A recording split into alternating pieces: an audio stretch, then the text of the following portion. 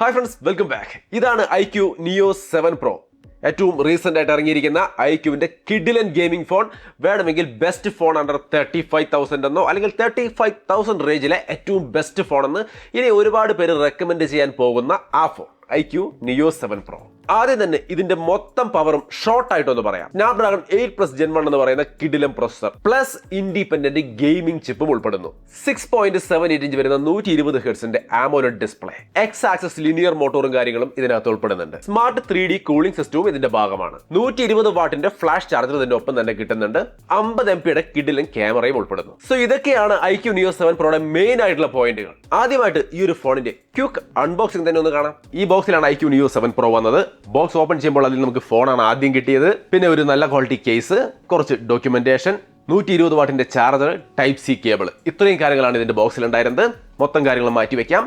ഫോണിലേക്ക് വരാം. ഇതിന്റെ ഡിസൈൻ ചുരുക്കി ഒന്ന് പറയാം. നല്ല പ്രീമിയം ലെതർ ഫിനിഷ് ആണ് ബാക്കിൽ വരുന്നത്. ഫ്രണ്ടിൽ സ്കോട്ട് സെൻസേഷൻ അപ്പിന്റെ പ്രൊട്ടക്ഷൻ ആണ് വരുന്നത്. ഈ ഫോൺ രണ്ട് കളറിലാണ് വരുന്നത്. ഒന്ന് ഇത് ഓറഞ്ച് കളർ എന്ന് പറയാം. ഇത് ഫിയർലെസ് ഫ്ലെയിം എന്നാണ് അവർ ഇതിന് പേരിട്ട് വിളിച്ചിരിക്കുന്നത്. എന്നാൽ ഡാർക്ക് സ്റ്റോം എന്ന് പറഞ്ഞാൽ വേറൊരു വേരിയന്റ് ഉണ്ട്. അതിൽ മാറ്റ് ഫിനിഷ് ആണ് വരുന്നത്. ഗ്ലാസ്. ഇതിന്റെ തിക്നെസ് 8.85 mm ആണ് വരുന്നത്. വെയിറ്റ് 194 ഗ്രാം ആണ്. IP52 വാട്ടർ റേറ്റിംഗ് കാര്യങ്ങളും വരുന്നുണ്ട്. താഴെ ഡുവൽ നാനോ സിമിന്റെ സ്ലോട്ട് കാണാം. കൂടെ microphone, type C port, speaker grill, right സൈഡിൽ power button, volume button, left side clean ആണ്.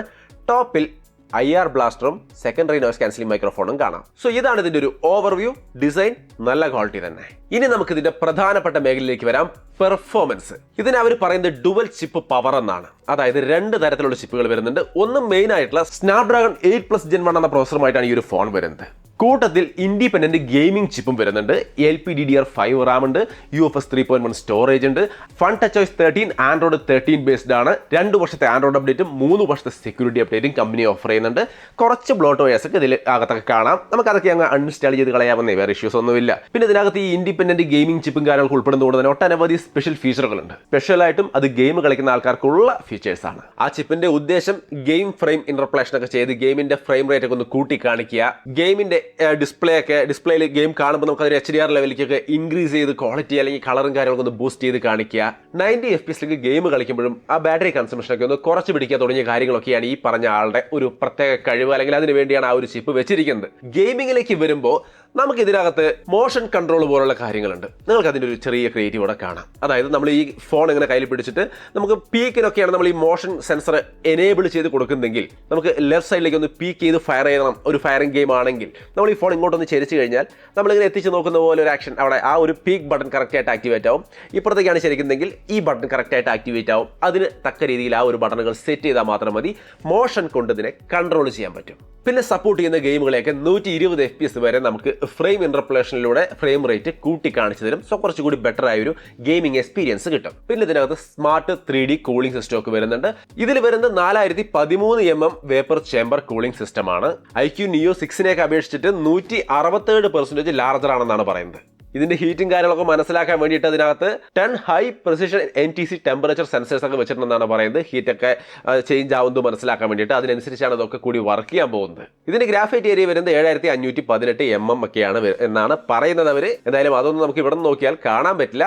സംഗതി എന്തായാലും ഹീറ്റ് ഒന്നും വരുന്നില്ല. പിന്നെ ചില എൻഹാൻസ്മെന്റുകൾ ഗെയിം കളിക്കുന്ന ആൾക്കാർക്ക് വേണ്ടി, പ്രോ പ്ലേയേഴ്സിനൊക്കെ ഗൈറോ ഉപയോഗിച്ചായിരിക്കും അവർക്ക് കൂടുതലും കളിക്കുക. അവർക്ക് വേണ്ടി ഗൈറോ എൻഹാൻസ്മെന്റ് ഒക്കെ നടത്തിയിരുന്നെന്നാണ് പറയുന്നത്. സോ അതൊക്കെ കുറെ കൂടി ബെറ്റർ ആയിട്ട് പെർഫോം ചെയ്യും അത്രേ. പിന്നെ ടച്ച് സാമ്പിളിംഗ് റേറ്റ് ഒക്കെ, ഇൻസ്റ്റാന്റ് ടച്ച് സാമ്പിളിംഗ് റേറ്റ് ഒക്കെ 1200 ഹെർട്സിന്റെ തന്നെ കൊടുത്തിട്ടുണ്ട്. സോ മൊത്തത്തിൽ ഗെയിം കളിക്കുന്ന ആൾക്കാരെ സംബന്ധിച്ച് ഈ ഫോണിൽ എല്ലാം ഉണ്ട് എന്ന് തന്നെ പറയാം.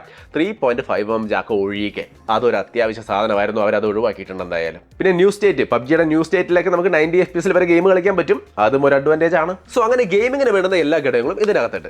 പിന്നെ AnTuTu സ്കോർ ഒക്കെ നോക്കി കഴിഞ്ഞാൽ 1.3 മില്യൺ പ്ലസ് ആണ്. സോ തീർച്ചയായിട്ടും അതൊരു ബെസ്റ്റ് AnTuTu സ്കോർ ആണ്. ഗെയിം ഒക്കെ കളിക്കാൻ വേണ്ടി ഇത്തരം ഫോണുകൾ തന്നെയാണ് ചൂസ് ചെയ്യേണ്ടത് ഈ ഒരു പ്രൈസ്. എന്നാലും ഈ ഫോൺ ഗെയിമിങ്ങിന് മാത്രമല്ല, ഇത്തരം IQOO ഫോണുകൾ പൊതുവെ ഈ റേഞ്ചിൽ വന്നിട്ടുള്ളതൊക്കെ നല്ല ക്യാമറയും കൊണ്ടാണ് വന്നിട്ടുള്ളത്. സോ അതുകൊണ്ട് തന്നെ ഇതിന്റെ ക്യാമറയും നമുക്കൊന്ന് ടെസ്റ്റ് ചെയ്യാം. നിങ്ങൾക്ക് ഇവിടെ കാണാം 50 മെഗാപിക്സലിന്റെ OIS സപ്പോർട്ട് ചെയ്യുന്ന ക്യാമറയാണ് ഇതിനകത്ത് വരുന്നത്. 8 മെഗാപിക്സലിന്റെ വൈഡ് ആംഗിൾ ക്യാമറയും 2 മെഗാപിക്സലിന്റെ മാക്രോ സെൻസറുമാണ് റിയർ സൈഡിൽ വരുന്നത്. അതിന്റെ സാമ്പിളുകളാണ് നിങ്ങൾ ഇവിടെ കാണുന്നത്.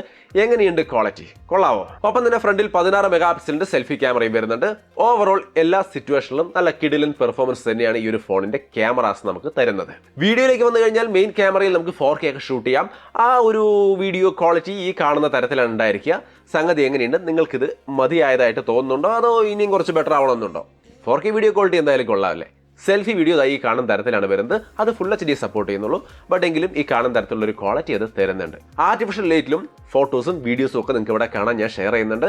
എന്തായാലും ഇത് കുറച്ചുകൂടി ഡീറ്റെയിൽഡ് ആയിട്ട് ഉപയോഗിച്ച് നോക്കിയിട്ട് നമ്മുടെ ഡീറ്റെയിൽഡ് വീഡിയോയിൽ ഇതിനെക്കുറിച്ച് കുറച്ചുകൂടി വ്യക്തമായിട്ടുള്ള കാര്യങ്ങൾ ഞാൻ പറയാം. ഇപ്പോഴേക്ക് എൻ്റെ ഇത് കിട്ടിയിട്ട് വളരെ കുറച്ച് സമയങ്ങളായിട്ടുള്ളൂ. അതുകൊണ്ട് തന്നെ ഒരു ഇനീഷ്യൽ ഇംപ്രഷനായിട്ട് കരുതിയാൽ മതി. നന്നായിട്ടുണ്ട് ക്യാമറ സാമ്പിൾസ്. കൂടുതൽ വിശദമായി പരിശോധിച്ചതിന് ശേഷം ഡീറ്റെയിൽഡ് റിവ്യൂവിൽ കാര്യങ്ങൾ വ്യക്തമാക്കി തരാം. ബാറ്ററി എൻ്റെ ചാർജിങ്ങിലേക്ക് വന്നാൽ 5000 mAh ബാറ്ററിയാണ് വരുന്നത്. 120 വാട്ടിന്റെ ഫാസ്റ്റ് ചാർജർ ഉണ്ട്. ഒരു ഇഷ്യൂ ഇല്ല ബാറ്ററി ലൈഫിലും ചാർജിങ്ങിലൊന്നും.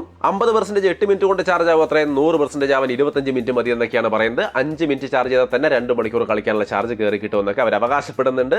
ആ കാര്യത്തിൽ എനിക്ക് ഡൗട്ടൊന്നുമില്ല കേട്ടോ. എൻ്റെ വീട്ടിലിരിക്കുന്ന ഓൾറെഡി ഇവരുടെ IQOO 11 ആണ്. അതിൽ ഇതേ ചാർജർ ഉണ്ട്. ഈ പറഞ്ഞ സംഭവത്തിൽ തന്നെയാണ് അത് ചാർജ് ആവുന്നത്. അടിപൊളിയാണ്. പിന്നെ ബ്രൗസറിൽ നിന്നൊക്കെ നോട്ടിഫിക്കേഷൻ വരുന്ന പ്രശ്നങ്ങളൊക്കെ ഉണ്ടെങ്കിൽ അതൊക്കെ നമുക്ക് ജസ്റ്റ് ബ്രൗസറിൻ്റെ ഐക്കണിൽ ക്ലിക്ക് ചെയ്ത് ആപ്ലിക്കേഷൻ ഇൻഫോ എടുത്തിട്ട് അതിൽ നിന്ന് നോട്ടിഫിക്കേഷൻ ഓഫ് ചെയ്ത് കളഞ്ഞാൽ മതി. പിന്നെ ഒരു നോട്ടിഫിക്കേഷൻ അതിൽ നിന്നൊന്നും വരില്ല. പിന്നെ ആപ്പ് റീറ്റെയിനർ പോലുള്ള സംവിധാനങ്ങളൊക്കെ ഉണ്ട്. ഒരു ആപ്പ് നമ്മൾ വർക്ക് ചെയ്തുകൊണ്ടിരിക്കുന്നു, അതിനിടയിൽ നമ്മൾ പുറത്തൊക്കെ പോയിട്ട് തിരിച്ച് വന്നാലും ആ ആപ്പ് അതേപോലെ തന്നെ അങ്ങനെ വർക്കിംഗ് ആയിട്ട് നിൽക്കുന്നുണ്ടാവും. അതൊരു നല്ല ഫീച്ചറാണ്. പിന്നെ പാസ്വേഡ് പ്രൊട്ടക്ഷനും കാര്യങ്ങളൊക്കെ നമുക്ക് ഗാലറിയിലടക്കം നമുക്ക് എല്ലായിടത്തും കൊടുക്കാൻ പറ്റുന്നുണ്ട്. അതിന്റെ സംവിധാനങ്ങളും അവരിവിടെ കാണിച്ചു തരുന്നുണ്ട്. നന്നായി. പിന്നെ സ്ക്രീൻ മിററിംഗ് പോലുള്ള കാര്യങ്ങളൊക്കെ ചെയ്യുമ്പോൾ പ്രൈവസി പ്രൊട്ടക്ഷൻ എന്ന് പറയുന്ന സംവിധാനങ്ങളൊക്കെ ഇതിനകത്ത് അവർ ഉൾപ്പെടുത്തിയിട്ടുണ്ട്. സോ കുറേ അധികം ഫീച്ചേഴ്സ് പുതിയതായിട്ട് IQOO ഇതിലേക്ക് ആഡ് ചെയ്തിരിക്കുന്നു എന്ന് പറയാം. ഇനി ഇതിന്റെ ഡിസ്പ്ലേയെ കുറിച്ച് കൂടി ഞാനൊന്ന് പറയാം. 6.78 ഇഞ്ച് വരുന്ന 120 ഹെർട്സിന്റെ 10 ബിറ്റ് ഡിസ്പ്ലേ ആണ് വരുന്നത്. ഫുൾ HD+ ഡിസ്പ്ലേ ആണ്.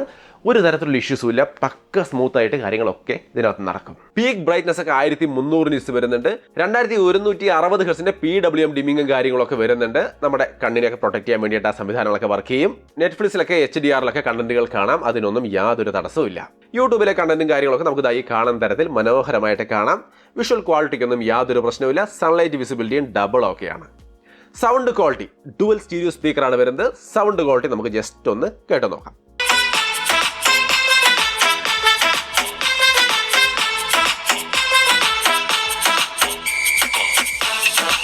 സോ അതിനെക്കുറിച്ച് ഒരു ഐഡിയ കിട്ടിയല്ലോ.